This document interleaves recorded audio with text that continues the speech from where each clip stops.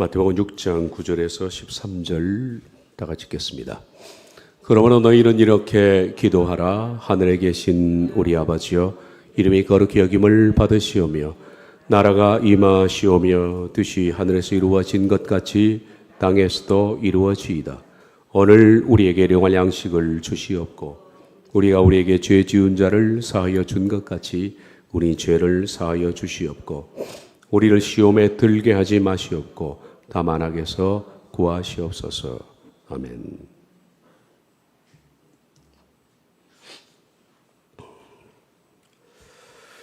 요즘 상황이 그래서 이 상황에 맞는 하나님 말씀을 좀 나눌까 하다가 말씀조차도 그러면 여러분이 좀 더 두려워할 것 같아서 했던 말씀을 계속하기로 했습니다. 그리고 하나 첨언드리면 많은 교회들이 앞장서서 대교회부터 문을 닫고 있는 실정입니다. 이 부분에 있어서 저는 강요하지 않겠습니다. 오늘도 많은 분들이 빠졌습니다만은 제가 가진 신앙을 여러분들이 똑같이 하라는 강요는 하지 않습니다. 저는 어떤 상황 속에서 앞으로 또 강제로 어떤 상황이 발생할지 모르지만 그런 상황이 발생하지 않는 선에서는 저는 이 자리에 그냥 있을 겁니다. 그리고 예배할 겁니다. 5명이 되든 2명이 되든 끝까지 예배할 겁니다. 여러분들도 여러분 스스로 가치와 신앙에 따라서 행동하십시오. 그런데 그런다고 해서 제가 비난하거나 왜 그러냐고 타박하지 않겠습니다. 그건 자율입니다. 그러나 저는 그렇게 하겠습니다.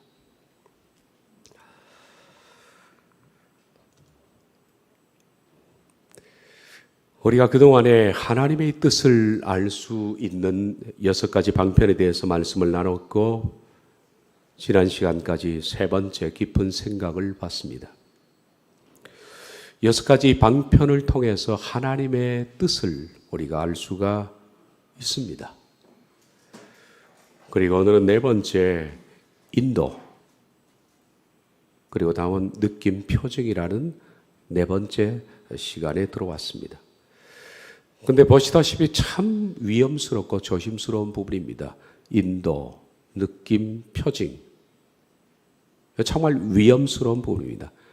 조심스럽기도 합니다. 왜냐하면 하나님의 인도를 받는다. 그리고 하나님의 뜻을 알 수 있는 방편의 표징. 이런 것들이 존재한다. 느낌이 존재한다. 이것은 지극히 주관적입니다. 인도와 표징과 느낌은 지극히 주관적입니다. 제가 주관적이라고 말하는 것은 이것이 모든 사람들에게 다 보편적으로 적용되는 것은 아니다라는 것. 객관적인 것은 너와 내가 함께 그렇게 될 수 있는 부분입니다. 지난 시간까지 말씀드렸던 3가지입니다. 말씀과 기도와 깊은 생각을 통해서 하나님의 인도하심을 받는 것은 객관적인 방편입니다. 누구나 그렇게 됩니다. 근데 4번째, 5번째, 6번째 느낌과 인도와 표징은 지극히 주관적입니다. 이것은 발생할 수 있기도 하지만은 그러지 않을 수도 있습니다. 그리고 내가 겪은 것을 남이 꼭 겪어야 할 필요도 없고, 그리고 모든 사람이 그렇게 되는 것은 아닙니다. 그래서 위험스럽다는 겁니다. 하나님의 뜻을 알 수 있는 방편, 말씀, 기도, 깊은 생각은 객관적입니다. 그러나 그 다음 나오는 인도와 느낌, 표징은 지극히 주관적입니다. 제가 주관적이라는 단어 앞에 지극히라는 뜻을 쓴 것을 이해하셔야 됩니다. 지극히 주관적이라는 것은 다른 사람이 그렇게 될 수 있다는 것을 말하는 것이 아닙니다. 다 그렇지 않습니다. 나의 경험이 당신에게도 경험될 수 있다는 것은 독선입니다. 그러므로 이 주관적인 부분을 말할 때는 상당히 좀 위험스럽고 걱정이 됩니다. 왜냐하면 이 부분을 얘기했다가 혹시 생각이 깊지 않는 분들은 이렇게 생각할 수 있습니다. 나도 그렇게 될 수가 있다. 그러면 그에게 적용되는 부분이 신비주의로 흐를 수 있고 자칫 거기는 경계선을 넘은 마귀가 기다립니다. 신비한 부분이 반드시 있습니다. 우리들은 영적으로 신비한 부분이 있습니다. 그런데 경계선이 있습니다. 어느 경계선을 넘어가면 그 다음부터는 감당할 수 없는 사탄의 역사가 있습니다. 그런데 많은 사람들이 이 경계선 안에서 이것을 다룰 수 있는 실제적인 능력이 부족합니다. 알미 부족합니다. 그래서 지극히 주관적인 것을 말할 때는 참 말하기 어렵습니다. 오늘 제가 어려운 얘기를 하는 겁니다. 아마 이 얘기는 다음 주까지 하고 제가 끝내려고 하는 거예요. 이 주관적인 인도와 느낌과 표징을 통해서 하나님의 뜻을 알 수 있는 이 방편들엔 저는 이런 먼저 전제 제한을 두면서 얘기하고 싶습니다. 전제 조건은 7가지입니다. 첫째, 주관적인 것은 객관적인 것 다음으로 따라 나오는 부차적인 것이다. 말씀과 기도와 깊은 생각, 이것은 객관적인 겁니다. 이것 다음에 나오는 것이지 주관적인 것이 우선되어서는 안 됩니다. 두 번째, 주관적인 것은 반드시 필요한 것은 또 아닙니다. 이 세 가지 주관적인 것이 없으면 하나님의 뜻을 모르느냐? 그것이 아닙니다. 충분히 객관성 가지고도 하나님의 뜻을 분석할 수가 있습니다. 그러므로 주관적인 것은 반드시 필요한 것은 아닙니다. 그럼에도 불구하고 주관적인 것이 존재하는 겁니다. 세 번째, 주관적인 것을 앞세우는 것은 위험합니다. 느낌과 인도와 표징을 앞세우는 것은 위험합니다. 말씀드린 것처럼 사탄의 올무에 걸릴 수가 있습니다. 네 번째, 하나님은 객관적인 것으로 충분히 우리에게 그 뜻을 알릴 수 있습니다. 다섯 번째, 주관적인 것은 하나님의 결정으로 경험되는 겁니다. 내가 경험을 하려고 애써서 그런 것이 아니라 하나님께서 우리에게 그렇게 허락하시는 겁니다. 그러므로 주관적인 것은 내가 붙들려고 애를 쓸 필요가 없는 부분입니다. 하나님의 자유로운 주권 속에서 행해지는 그분의 하나의 섭리적인 방편입니다. 여섯 번째, 주관적인 것을 나누는 것은 매우 조심해야 됩니다. 간증도 조심해야 되고 주관적인 것 때문에 매우 조심해야 됩니다. 왜냐하면 이런 것들을 자랑스럽게 나누다가 영이 망가질 수 있습니다. 교만할 수 있습니다. 이런 전제 조건을 두고 말씀을 드리겠습니다. 사도 바울 역시 주관적인 체험을 했습니다.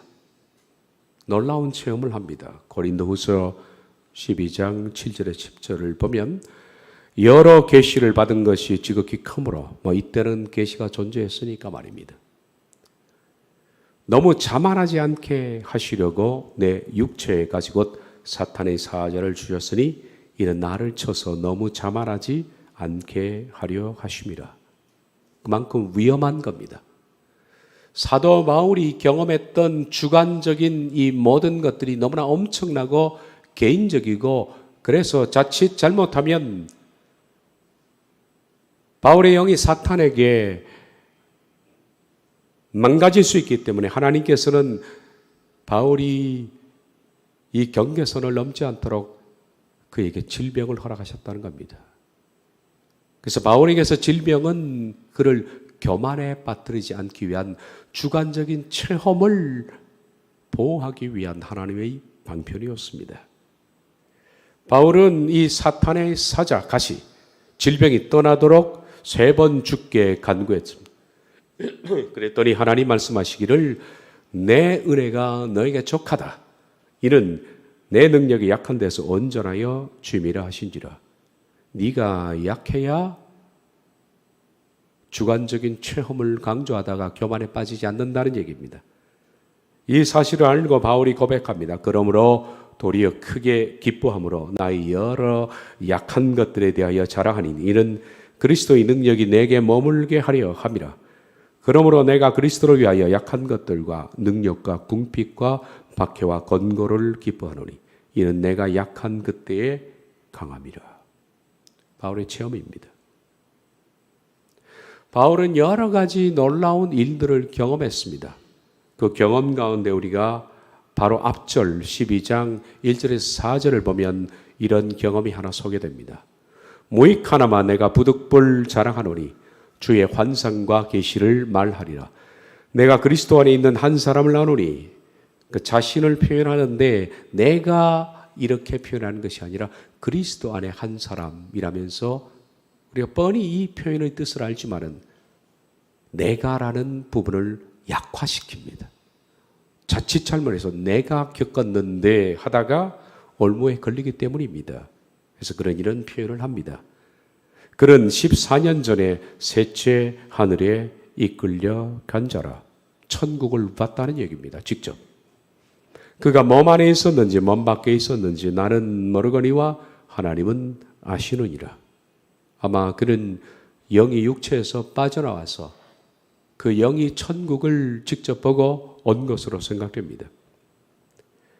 내가 이런 사람을 아노니 그가 몸 안에 있었는지 몸 밖에 있었는지 난 모르거니와 하나님은 아시느니라. 그가 낙원으로 이끌려가서 말로 표현할 수 없는 말을 들었으니 사람이 가히 이르지 못할 말이로다. 바울에게는 지극히 주관적인 그의 체험입니다. 하나님의 뜻을 알 수 있는 방편 가운데 인도 속에서는 이런 것들이 존재합니다. 하나님은 꿈을 통해서도 알리십니다. 꿈이나 환상이나 같은 단어입니다. 그리고 어떤 때는 내적인 울림을 통해서 하나님은 뜻을 알리기도 합니다. 심지어는 성경에는 천사를 보내셔서 하나님께서 뜻을 알리기도 합니다. 저는 이런 것도 있다고 생각합니다. 저절로 진행되는 사건들. 내 밖에서 그 사건들이 저절로 진행되어 가기도 합니다. 이런 신비한 영역들이 있긴 있습니다. 말하기가 참 조심스럽습니다. 꿈에 대해서는 제가 전번에 설교 깨어진 꿈을 회복하라 라는 설교를 했었습니다. 그때 꿈에 대해서 여러 차례 얘기를 했습니다. 그때 말씀드렸습니다. 꿈과 환상은 같은 것이라. 꿈은 의식이 닫히면서 펼쳐지는 장면이고 의식이 있을 때 펼쳐지면 환상입니다. 똑같은 겁니다. 뭐 특별한 게 없습니다. 눈 뜨고 보면 환상이고 자면서 보면 꿈입니다. 그 차이입니다. 그때 꿈에 대해서 이렇게 깨어진 꿈을 회복하라 해서 말씀드렸습니다. 존 A. 샘포드 목사의 책 제목입니다. 꿈, 영혼에 잊혀진 언어입니다. 이 꿈은 다음과 같은 목적이 있다고 그랬습니다. 첫째는 꿈을 통해서 하나님은 교훈하십니다. 그리고 두 번째 경고하십니다. 세 번째로 위로와 치료를 하십니다. 그리고 예시를 하십니다. 계시라는 단어를 쓰면 안 됩니다. 예시를 하십니다. 말씀드린 것처럼 꿈과 환상은 같은 현상입니다. 꿈과 환상을 통해서 이런 네 가지를 하나님은 하시기도 합니다. 아무 의미 없는 꿈은 없습니다. 우리가 잠을 잘 때 잠은 1에서 4단계까지 있다고 그랬습니다. 그래서 2단계로 접어드는 바로 그 시점에 펼쳐지는 우리 무의식의 스크린이 꿈입니다. 그러나 우리가 눈 멀쩡히 뜨고 있을 때 펼쳐지는 의식의 스크린이 환상입니다. 그런데 이 네 가지 꿈의 목적 가운데 주로 80% 아니 90% 어쩌면 95% 대부분 꿈들이 어떤 목적이냐면 세 번째입니다. 위로와 치료입니다. 여러분들은 이 꿈들을 위로와 치료로 하나님이 많이 혹은 내 영이 스스로 나를 위로하고 치료하는 겁니다. 문제는 위로와 치료의 꿈들을 예시라고 생각해서 많은 문제가 발생하기도 합니다만 꿈은 대부분 목적이 자는 동안에 내가 살아왔던 삶 속에서 받았던 억압, 스트레스, 분노 이런 것들을 녹여내는 역할을 합니다. 그래서 꿈을 꾸지 못하게 꿈을 꾸기 시작하는 사람을 깨우면 미쳐버린다 그렇게 말씀을 드렸지 않습니까? 근데 간혹 아주 간혹 꿈은 교훈하기도 하고 경고도 합니다. 그리고 일생 가운데 한두 번 아주 드물게 꿈은 예시도 합니다. 근데 그 예시의 꿈은 너무나 드문 일입니다. 평생 몇 번 있을까 말까 한 그런 부분입니다. 성경에는 꿈에 관한 기록들이 많이 있다. 그렇게 말씀드렸습니다. 성경에 나와 있는 꿈들은, 기록된 꿈들은 거의 다 어떤 꿈일까요? 예시입니다. 예시입니다. 왜냐하면 이 교훈이나 위로와 치료 같은 개인적인 하나님께서 그 꿈을 통해서 그 사람을 위로하고 치료하는 것을 성경에 쓸 필요가 없지 않습니까? 성경은 그 예시만 뽑아서 기록했기 때문에 사람들이 성경을 읽다가 꿈은 전부 예시구나라고 생각하면 오해입니다. 그 꿈을 꾼 사람도 평소에는 거의 대부분의 꿈들이 위로와 치료의 꿈들이었습니다. 그러다가 일평생 몇 번 예시를 하나님이 주시는 꿈들, 그걸 성경에 기록했기 때문입니다. 창세기 15장에는 아브라함이 제사를 드리는 장면이 나옵니다. 이것은 그의 환상이었습니다. 눈뜨고 본 겁니다. 야곱은 베델에서 그런 꿈을 꾸었습니다. 그런 무의식의 창에서 꿈을 꾼 겁니다. 요셉도 창세기 37장을 보면 17세의 나이에 그런 꿈을 두 편 꿉니다. 그 꿈은 예시였습니다. 장차 하나님이 그를 어떻게 쓸 것이다 라는 예시였습니다. 그리고 우리 성경 가운데 꿈을 통해서 많은 메시지를 받은 선지자들도 있습니다. 대표적인 사람들이 오바댜, 그리고 나훔, 하박국입니다. 그리고 가장 많은 환상을 겪었던, 실제적인 환상을 겪었던 선지자가 에스겔입니다. 그래서 에스겔서를 보면 하나님께서 어느 날 몇월 며칠 날 그를 데리시고 옮기셨다. 그랬더니 그발 강가에 그가 섰다. 그리고 환상을 보는 내용들을 쭉 씁니다. 에스겔은 그 내용들이 많이 있죠. 꿈 해석의 천재는 요셉과 다니엘입니다. 신약 성경 마태복음을 처음 딱 열면 1장, 2장 이 두 장 가운데 꿈 얘기가 5번 나옵니다. 적지 않은 횟수입니다. 지난 시간에 봤던 제가 말씀드렸던 내용 가운데 요셉이 꿈을 꾸다가 천사의 방문을 받습니다. 마리아를 가만히 끊으려 했는데 그녀를 데려와라. 성령으로 잉태된 것이다. 꿈을 통해서 받았습니다. 예수님을 직접 보고서 헤롯에게로 가려고 했던 동방 박사들에게 꿈에 천사의 지시가 왔습니다. 헤롯에게 가지 마라. 그리고 요셉과 마리아에게 애굽으로 도피하라. 그리고 네 번째는 다시 이스라엘로 와라. 다섯 번째는 갈릴리로 가라. 그렇게 해서 나사렛이라는 동네에 가서 사는 얘기가 나옵니다. 마태복음 1장, 2장 사이에 5번의 꿈이 나옵니다. 하나님은 꿈을 통해서 뜻을 알리기도 합니다. 그래서 목적이 될 필요는 없습니다. 이것은 보조수단입니다. 사도행전 1장 8절에는 이런 말씀이 나오죠. 예루살렘, 유대, 사마리아 땅끝까지. 여기서 말하는 땅끝은 로마입니다.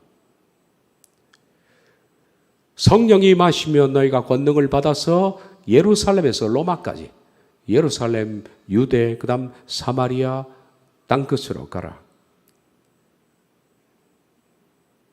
각 단계가 있습니다. 그런데 마지막 땅끝을 열었던 첫 주인공이 누구냐? 사마리아까지 복음이 번졌다가 땅끝으로 들어가는 첫 관문이 우리가 잘 아는 로마의 장교, 아마 계급이 대위쯤 될 것으로 생각되는데 로마의 장교 고넬리우스라는 사람입니다. 그 사람에게 하나님께서 땅끝의 첫 문을 열기 시작했습니다. 로마의 장교였으니까. 그래서 고넬료를 필두로 해서 복음이 땅끝 로마로 들어가는 겁니다. 거기는 중요한 바울이라는 매개체를 통해서 들어가지만은 바로 땅끝 복음의 첫 문을 열었던 고넬료는 환상을 통해서 그 복음의 문을 받는 거 우리가 사도행전 10장에서 잘 알고 있습니다. 표준세번역입니다. 어느 날 오후 3시쯤에 그런 환상 가운데 하나님의 천사를 똑똑히 보았다. 그가 보니 천사가 자기에게로 들어와서 고넬료야 하고 말을 하는 것이었다. 이튿날 그들이 길을 가다가 욥바 가까이에 이르렀는데 그때 베드로는 기도하려고 지붕으로 올라가고 있었다. 때는 오정쯤이었다. 그가 시장하여 먹고자 하며 사람들이 준비할 때 황홀한 중에 이제 환상을 보는 겁니다.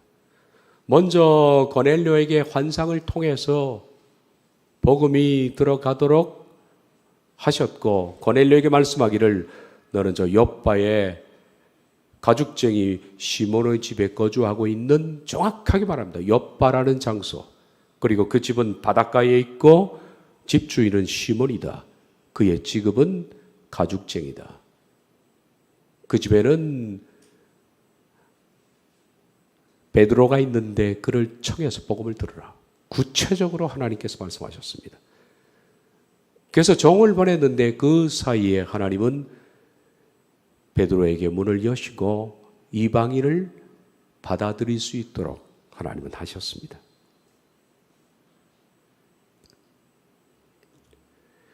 사도행전 18장 9절에 10절 표준세번역입니다.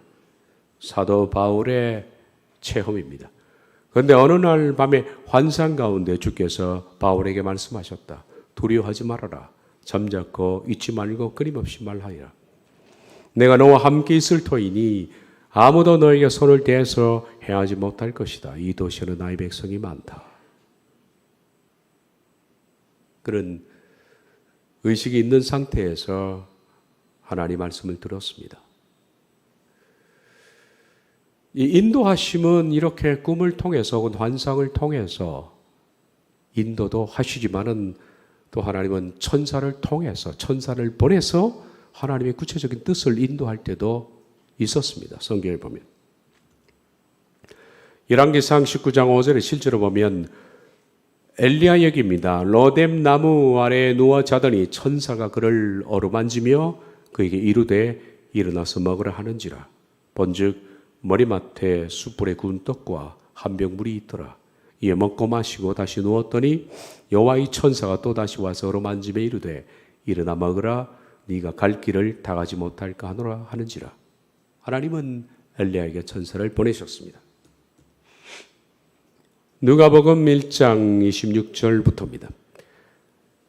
여섯 달에 천사 가브리엘이 하나님의 보내심을 받아 갈릴리 나사렛이란 동네에 가서 다윗의 자손 요셉이라는 사람과 약혼한 처녀에게 이르되 그 처녀 이름은 마리아라. 그에게 들어가 이르되 은혜를 받은 자여 평안할지어다. 주께서 너와 함께 하시도다 하니 처녀가 그 말을 듣고 놀라 이런 인사가 어찌민가 생각하며 천사가 이르되 마리아여 두려워하지 말라. 네가 하나님께 은혜를 입었느니라. 그 천사의 방문을 받습니다. 사도행전 12장 7절입니다. 호련히 주의 사자가 나타나며 옥중에 광채가 빛나며 또 베드로의 옆구리를 쳐 깨워 이르되 급히 일어나라 하니 새 사슬이 그 손에서 벗어진지라. 천사가 이르되 띠를 띠고 신을 신으라 하거늘 베드로가 그대로 하니 천사가 또 이르되 겉옷을 입고 따라오라 한대 베드로가 나와서 따라갈새 천사가 하는 것이 생시인 줄 알지 못하고 환상을 보는가 하더라. 이건 환상은 아니었습니다. 생시였습니다. 그런데 베드로는 천사의 방문을 받아서 움직였습니다. 창세기 18장을 봅니다. 창세기 18장 보면 아브라함이 만나는 장소입니다. 여호와께서 마므레 상수리 나무들이 있는 곳에서 아브라함에게 나타나시니라. 자, 여호와께서 나타나셨다 그랬습니다. 네, 날이 뜨거울 때 그가 장막문에 앉아 있다가 눈을 들어본즉 사람 셋이 맞은편에 서 있는지라. 여호와께서 나타났다고 그랬는데 나타날 때의 모습은 사람 셋이었습니다. 그러니까 하나님께서 인간의 몸을 입고 나타나신 겁니다. 세 사람 속에 하나님이 계시는 겁니다. 세 사람이 다 하나님은 아니었죠. 그리고서 우리가 잘 아는 아브라함에게 명년 이맘때 내게 자식이 있을 것이다 라고 말씀했습니다.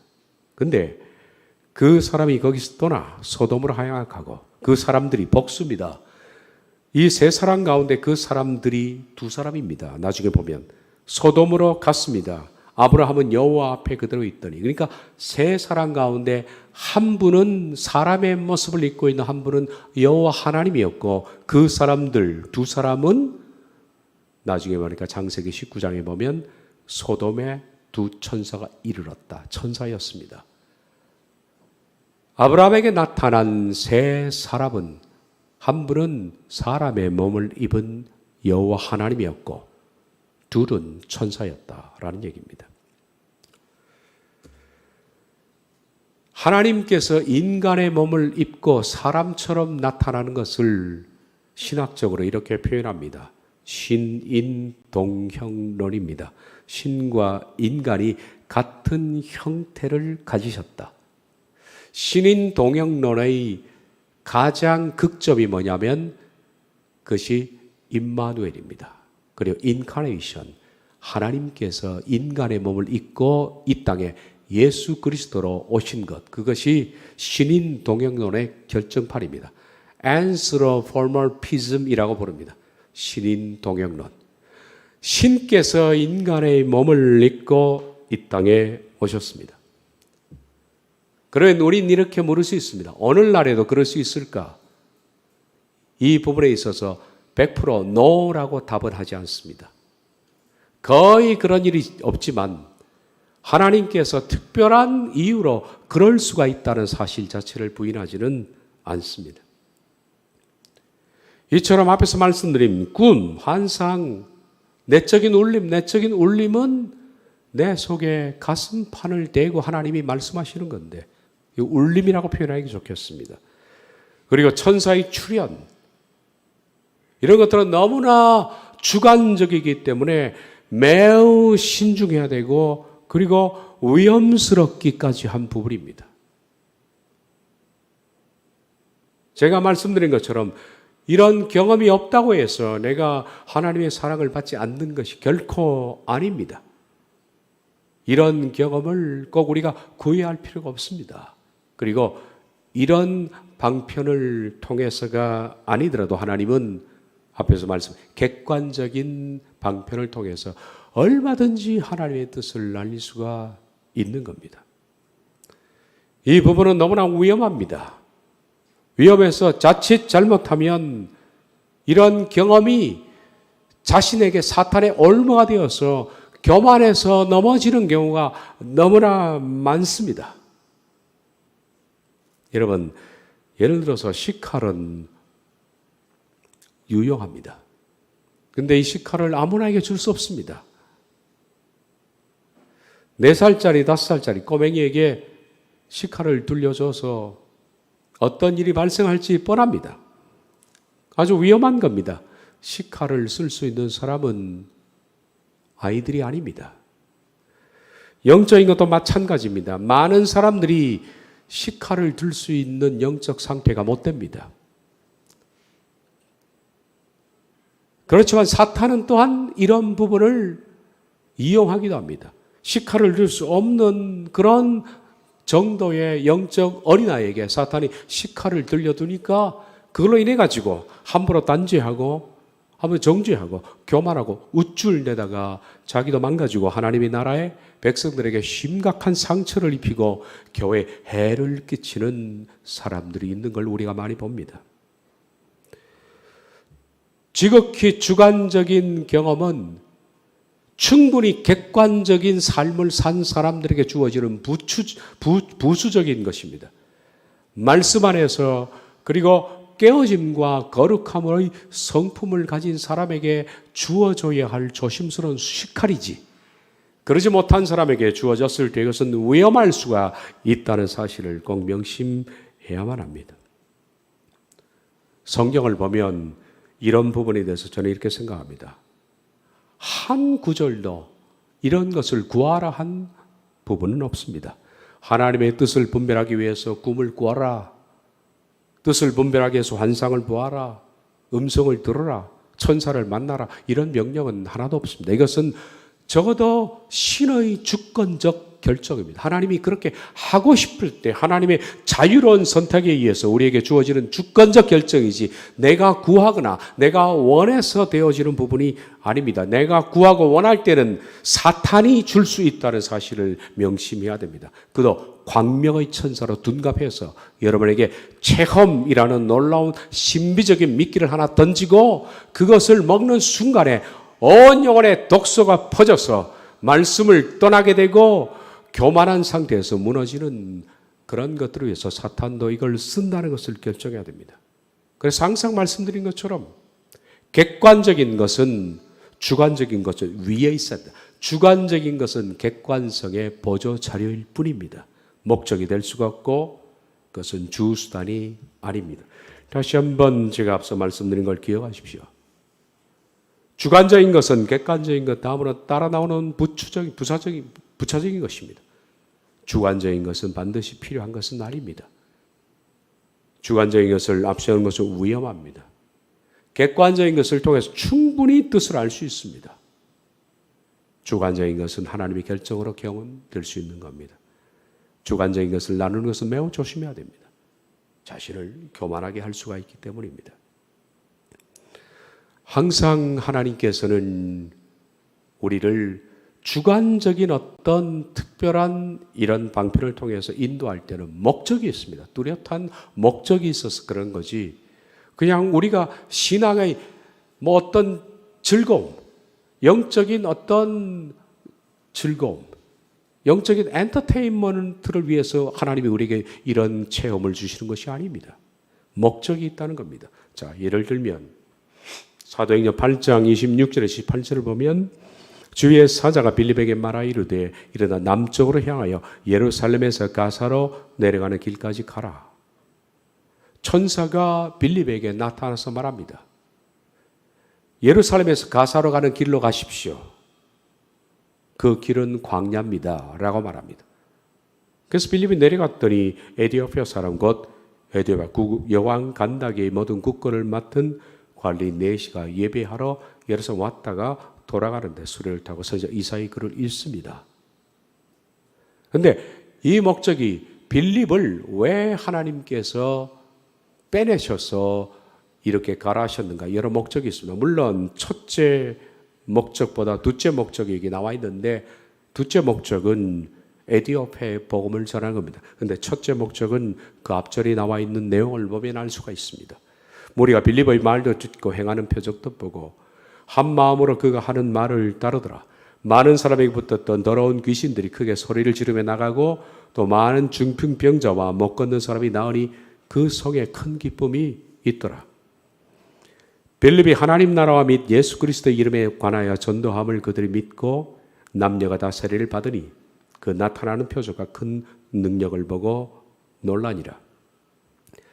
빌립 집사는 지금 예루살렘, 유대, 사마리아 땅끝 할 때 이 사마리아 지역의 복음을 전하는 것이 빌립 집사의 하나의 하나님이 주신 의무였습니다. 땅끝은 고넬을 통해서 바울에게 맡긴 것이고요. 예루살렘은 베드로에게 맡긴 겁니다. 예루살렘 유대는 베드로입니다. 사마리아는 빌립 집사고 땅끝은 바울입니다. 하나님이 한 사람에게 맡기지 않는 것은 교만에 무너질 수 있기 때문입니다. 그런데 이 빌립은 사마리아에 복음을 전하는 것으로 그는 모든 사명이 끝났습니다. 복음을 전할 때 표적이 따르고 기적이 나타나고 해서 사마리아가 깜짝 놀랐습니다. 그것으로 끝나고 거기서 나와야 합니다. 하나님의 목적은 성취된 겁니다. 그런데 사마리아에 빌립이 계속 머물고 있었습니다. 위험한 겁니다. 이런 사람들의 박수와 추앙과 사람들의 열광을 직면했을 때 보통 대부분의 사람들은 큰 교만에 빠지게 되고 무너지게 됩니다. 우리는 이것이 복음의 확장으로 보이지만 하나님의 관점에서는 빌립에게 위기가 닥친 겁니다. 그래서 그를 천사를 보내서 예루살렘에서 가사로 가는 길로 빼돌린 겁니다. 사마리아의 사역을 중단하라고. 그런데 천사를 보내신 겁니다. 만약에 이런 상황 속에서 빌립이 스스로 사마리아 복음을 접겠습니까? 사람들이 이렇게 추앙을 하는데 못 접습니다. 그래서 하나님은 빌립에게 강력한 개입을 하시는 겁니다. 그것이 바로 천사를 보내시는 겁니다. 그리고 가사로 내려가라. 그리고 에디오피아의 복음을 전하게 하신 거죠. 이것이 하나님의 어떤 주관적인 하나님의 뜻의 방편들의 목적입니다. 사도행전 10장을 보면 베드로는 아까 우리가 봤던 두 사람이 고넬료의 집에서 와서 베드로를 청할 때 베드로는 마음의 문이 열어지지 않았습니다. 왜냐하면 그는 유대인입니다. 유대인들은 근본적으로 이방인과 상종하지 않는다라는 개념을 갖고 있습니다. 이런 편견과 고집 속에 있는 베드로에게 하나님은 환상을 통해서 베드로의 생각을 바꾸시는 것이 사도행전 10장이죠. 하나님의 긴급 처방입니다. 그때 베드로가 기도하려고 지붕에 올라가니 그 시각은 제6시도라. 그가 시장하여 먹고자 하며 사람들이 준비할 때 황홀한 중에 하늘이 열리며 환상이라는 얘기입니다. 한 그릇이 내려오는 것을 보니 큰 보자기 같고 내 길을 땅에 들이웠더라.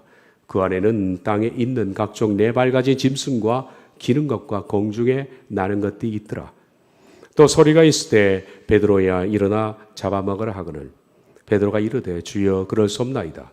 속되고 깨끗하지 아니한 것을 내가 결코 먹지 아니하겠나이다 한데 또 두 번째 소리 있을 때 하나님께서 깨끗하게 하신 것을 네가 속되다 하지 말라 하더라. 이런 일이 3번 있은 후 그 그릇이 하늘로 올려져 가니라. 고넬료가 본 바 환상이 무엇인지 속으로 의아해하더니 마침 고넬료가 받은 사람들이 시몬의 집을 찾아 문 밖에 서서 불러 묻되 베드로라 하는 시몬이 여기 유숙하느냐 하거늘. 하나님 먼저 속되다, 그가 속되다 생각하는 것에 대한 편견을 부순 뒤 사람을 보내셨습니다. 그러니 주관적인 하나님의 인도는 어떤 목적이 있습니다. 이것은 하나님의 비상수단입니다. 인간의 잘못된 편견과 생각을 반전시키기 위해서 그냥 내버려 두면 안 되니까 하나님이 비상수단으로 개입하실 때 보통 이런 수단을 쓰시기도 합니다. 오늘날도 하나님은 드물지만 섭리를 진행하는 가운데 그럴 수 있다는 것을 기억해야 됩니다. 저는 여러분에게 제 간증을 하는 게 참 두렵습니다. 그렇지만 저도 이런 부분에 많은 경험 그리고 간증이 있습니다. 오늘 이 부분을 마치면서 제가 겪었던 일을 하나 말씀을 드리겠습니다. 1996년도에 제가 도남동에서 목자교회를 개척을 했습니다. 개척을 할 때는 완전 지하여서 여기도 빛이 들어오지 않지만 그 교회도 완전히 빛이 들어오지 않는 깜깜한 지하였습니다. 처음에 개척할 때 의자가 없어서 광고가 자기 돗자리 들고 오라는 광고였습니다. 그래서 돗자리를 펴고 거기서 예배를 드렸습니다. 제 기억으로는 아마 3개월 뒤에 의자가 들어왔던 것으로 생각되는데 돗자리 편 상태에서의 기억이니까 개척한 지 3개월 미만일 겁니다. 새벽 기도의 설교를 마치고 제 의자에 엎드려 기도하고 있었는데 제 마음속에 이런 울림이 왔습니다. 그것은 제가 한 번도 생각하지 못한 그런 문장이었습니다. 3년 뒤에 내가 새 일을 행하리라. 3년 뒤에 내가 새 일을 행하리라. 저는 옆에서 누가 얘기하는 것 같은 느낌이 들어서 주변을 봤는데 사람은 없었습니다. 제가 이 얘기를 했던 것은 저희 집사람에게 오직 얘기했을 겁니다. 그런 울림이 있었어 라고 했습니다. 그 다음 날이었습니다. 새벽 기도에 참석했던 항상 그분은 제가 그 울림을 들었을 때 뒤에서 그분도 기도하고 있었는데 연세가 60이 조금 넘으신 권사님 한 분이 그 당시에 오셨습니다. 그리고 그 다음 날 새벽 기도 마치고 저에게 말씀합니다. 목사님, 어제, 그러니까 제가 그 내적 울림을 들었을 때 어제 제 이상한 소리를 하나 들었습니다. 기도하는데 하나님이 말씀하셨는지 모르지만 이렇게 울림이 있었습니다. 36개월 뒤에 내가 새 일을 행하리라. 저는 깜짝 놀랐습니다. 저는 그런 부분에 있어서 이 경험들을 앞세우지 않기 때문에 경험들은 아주 묻어두는 스타일입니다. 대부분 얘기를 하지 않습니다. 그런데 제 성향을 하나님이 아셔서 그런지 그분을 통해서 다시 한번 그 3년을 개월로 확인을 해 주신 겁니다. 제 성향은 치우치지 않습니다. 그래서 저는 깡그리 잊어버렸습니다. 3년이든 5든 뭐 새 일이 뭘까 좀 궁금했지만은 저는 그것을 그냥 묻어두고 잊어버렸습니다. 그리고 개척한 지 2년이 지났었습니다. 2년이 지난 뒤에 그동안에 하나님께 수적으로 많이 부흥을 시키셔서 이제는 그 예배당이 사람들이 앉을 자리가 없고 군대 그 주변에 4곳을 빌렸습니다. 4곳을 빌려서 교육관으로도 쓰고 사무실 쓰고 뭐 예배 보조할 수 있는 장소 쓰고 그래서 4군데가 흩어져서 그렇게 예배를 할 때였습니다. 근데 저희 교회 장로님 한 분이 제게 와서 그런 얘기를 합니다. 목사님, 예배 장소가 너무 협소하니까 이제 우리가 좀 더 큰 데로 옮겨야 되겠습니다. 그럼 장로님이 그러면 저도 그렇게 생각하는데 장로님도 알아보시고 그럼 저도 한번 알아보도록 하겠습니다. 그리고 알아보기 시작했습니다. 그 일대를 샅샅이 뒤졌는데 마음에 드는 장소가 아주 딱히 없었습니다. 가격도 비쌀 뿐더러 그리고 넓은 평수가 그렇게 찾기 쉽지가 않더라고요. 이 정도 평수 같으면 우리가 됐을 테 말입니다. 그렇게 전세를 한참 구하고 있다가 그 순간에 한 달, 2달 지났을까 그 장로님이 제게 와서 얘기합니다. 목사님 좋은 게 하나 나왔다는 겁니다. 어디입니까? 라고 했더니 도남동 사거리에 서울은행 도남동 지점 건물이 나왔습니다. 은행 건물이 새로도 나오나 그렇게 생각을 했죠. 그래서 얼마입니까? 물었더니 매매로 나왔습니다. 저는 장로님이 농담하시는 줄 알았어요. 매매로. 아니 우리 형편 뻔히 아는데 무슨 매매입니까? 불가능합니다. 목사님 좀 얘기를 들어보십시오. 그때가 IMF가 시작될 때입니다. 여러분. 그러니까 막 도산되고 어려울 때죠. IMF가 시작하면서 서울은행이 홍콩은행에 아마 뉴스를 본 사람 다 기억할 거예요. 홍콩은행에 서울은행이 매각하기로 결정이 됐습니다. 그런데 홍콩은행이 서울은행을 매수하는 매입하는 조건으로 먼저 서울은행 건물들 많이 건물이 거품이니까 한국에 건물들을 매각해라 몇 개를. 그렇게 해서 시범 케이스 3개 중에 1개가 도남동 서울은행 지점이 매각 대상으로 됐다는 얘기입니다. 그 서울은행에서 그것을 매각하는데 살 사람이 없지 않습니까? 그러자 그것이 공매로 나와서 4차까지 떨어졌습니다. 4차, 공매는 4차가 마지막이거든요. 4차 공매로 떨어지니까 1차 할 때마다 20%씩 떨어지는 거예요. 그게 거의 바닥권을 나, 바닥까지. 꽤 큰 건물이었는데. 그 바닥까지 떨어지면서 그 건물이 10억 5천으로 마지막 4차 공매로 나온 겁니다. 그걸 사자는 겁니다.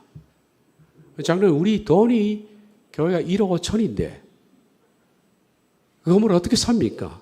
우리가 살려면 15억 5천이 다 있어야 되는데 이것은 뭐 융자를 내고 할 수도 없지 않습니까? 15억 5천 다 가지고 가야 지불하고 등기를 해서 그 다음 융자를 내든지 하는데 그 돈은 어디서 마련합니까? 그랬더니 장로님이 헌금을 해보겠습니다. 그러는 거예요. 저는 지금까지 목회하면서 헌금하라는 얘기를 해본 적이 없습니다. 자랑이 아니라 헌금은 자발적입니다. 자의로 맡겨왔고 앞으로도 그럴 겁니다.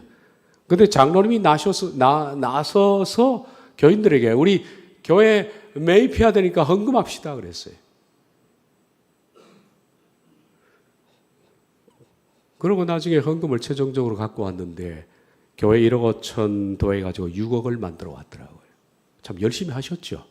어떤 장로님 몇 분은 1억씩 하기도 하고 뭐 그렇게 해서 어떤 분은 참 통장을 들고 오신 분도 있고 참 눈물겨웠던 기억이 납니다. 그렇게 해서 6억을 가지고 왔습니다. 근데 6억 가지고 어떻게 10억 5천을 삽니까?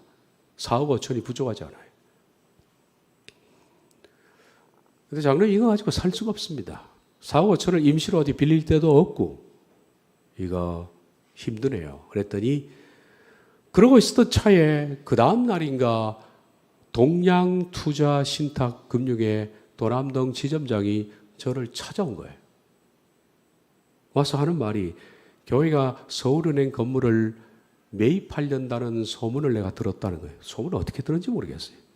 소문을 들었는데 우리가 4억 5천에 전세로 들어가고 싶으니까 그 건물 사세요 그러는 거예요. 자기들은 은행권에서 건물을 사면 이게 자기들이 정부에 상당히 문제가 생기기 때문에 건물을 매입할 수 없으니까 우린 좀 더 넓은 곳으로 가고 싶은데 교회가 먼저 사면 우리가 새로 들어가겠다는 거예요. 우린 얘기를 했죠. 그러면 우린 돈이 6억밖에 없습니다. 4억 5천이 부족합니다. 그랬더니 그럼 먼저 드리겠습니다. 그래요. 등기도 안 했는데 4억 5천을 송금을 했더라고요.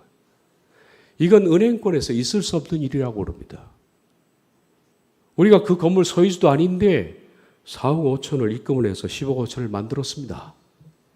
그래서 제가 그 장로님과 제가 10억 5천을 들고 서울은행 본사 명동에 있더라고요. 명동으로 들어갔습니다. 아, 이제 살 수 있겠구나. 그렇게 생각했어요. 그 건물을 파는 총괄 팀장이 이름은 제가 잊어버렸는데 문 과장이라는 사람이었습니다. 문 과장이 총괄 팀장이었습니다. 그래 그분을 만나가지고 이리저리에서 이걸 사기해서 왔다라고 하니까 그분이 은행장 바로 비서실 앞쪽에 기다리세요. 그래서 거기 앉아 있었는데 옆에 보니까 돈 많게 생긴 한 신사가 또 앉아 있더라고요.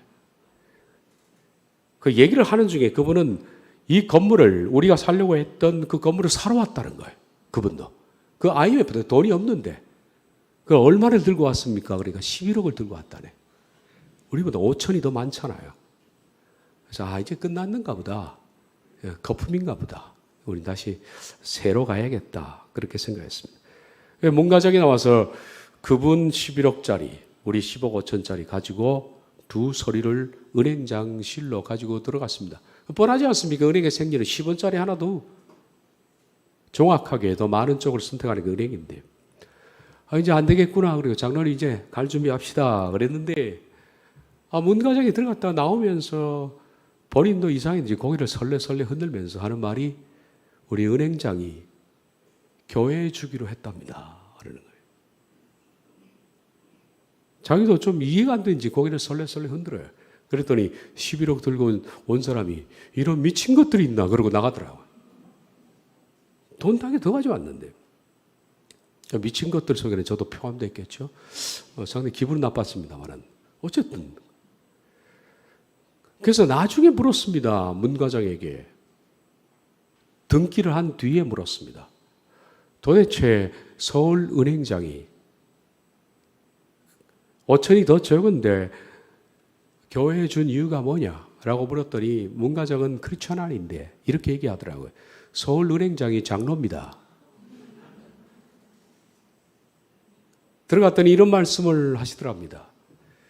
서울은행이 이래도 망하고 저래도 망하는데 내가 그동안에 하나님의 바로 살지 못했으니 마지막으로 좋은 일 한번 해야 되겠다. 교회에 줘라 그랬대요. 근데 결국 서울은행이 홍콩은행에 매각이 안 됐죠. 지금 살아있지 않습니까? 저는 서울은행장이 제게 감사해야 된다고 생각해요.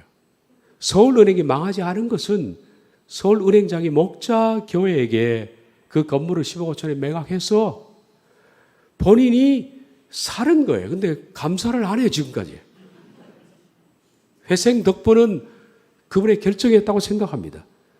그렇게 해서 그 교회를 매입을 했는데 교회가 예배당은 큰데 3층짜리인데요. 아주 낡았습니다. 사람들이 좀 더 헌금을 하기 시작하더니만은 수리비를 많이 나왔습니다. 수리를 하고 드디어 이제 그 다음날 입당 테이프를 자르는 그 전날이었습니다. 밤에 잠을 자려고 누웠는데 불현듯 스치고 지나가는 생각이 하나 있었습니다. 그 생각이 저는 까마득하게 잊었습니다. 3년 뒤에 내가 새 일을 행하리라. 권사님을 통해서 36개월 뒤에 내가 새 일을 행하리라. 그래서 제가 벌떡 일어나서 입당 날짜를 계산해 보니까 딱 3년이었습니다. 그렇게 해서 제가 그 목적에 10년 있다가 나왔는데요. 지금도 지나가면서 그 건물을 볼 때마다 그 생각이 듭니다. 신비한 것, 놀라운 인도는 분명히 존재합니다. 저는 이것을 위해서 지금도 기도하지는 않습니다. 반드시 있어야 된다고 말씀하지는 않습니다. 저는 개의치 않습니다. 그럼에도 불구하고 하나님께서 어떤 뜻을 이루실 때 이런 방편도 쓰시더라는 겁니다. 그러니 여러분들 이번 부분에 대해서는 제가 주관적인 하나님의 뜻은 반드시 객관성 밑에서 다스려 줘야 된다는 것을 염두에 두면서 앞으로 여러분들에게도 이런 일이 혹 생길지도 있다. 그러나 없어도 개의치 말아야 할 부분이 아닌가라고 생각합니다. 하나님은 자신의 뜻을 우리를 통해서 이루어 나가십니다. 기도하겠습니다.